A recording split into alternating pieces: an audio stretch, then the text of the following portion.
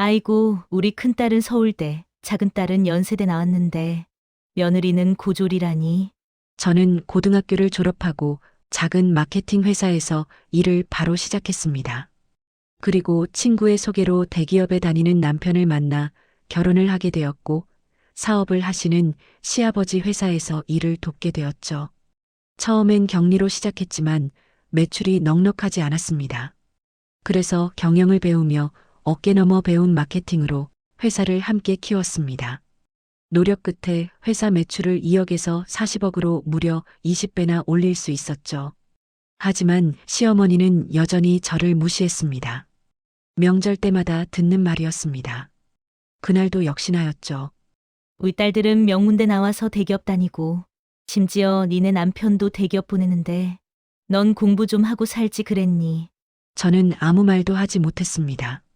그날 밤 제 표정을 본 남편이 단번에 알아챘습니다.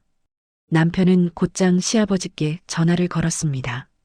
아버지, 어머니는 지연이 고졸이라고 무시해도 됩니까? 가만히 듣고 있던 시아버지께서는 낮은 목소리로 말씀하셨죠. 내일 아침에 지연이 데리고 집으로 오너라. 다음 날 이른 아침 시아버지 댁에 모였습니다. 출근 안 하고 이 시간에 어떻게 왔니? 이어서 아버지가 말씀하셨죠. 며느리한테 무슨 말을 한 거요? 고졸이라고 무시하고 딸들은 명문대 나왔다고 자랑했소? 시어머니의 얼굴이 하얗게 질렸습니다. 그게 우리 딸들. 아들은 좋은 대학을 나왔어. 좋은 대학 나와서 우리 회사 도와준 적 한 번이라도 있어? 지금 우리가 이렇게 살 수 있는 게 누구 덕분인지 모르? 시어머니는 고개를 떨구었습니다. 그리고 시아버지께서 제게 다가오시며 말씀하셨죠. 지연아, 네 덕분에 내 회사가 살았어. 학벌은 중요하지 않단다. 아버님, 제 목소리가 떨렸습니다.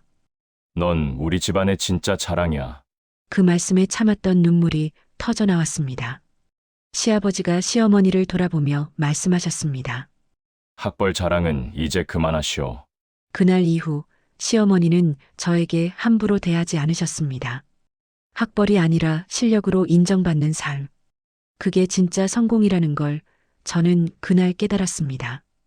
고졸 며느리 무시하던 시어머니에게 시아버지가 하는 말이 충격입니다.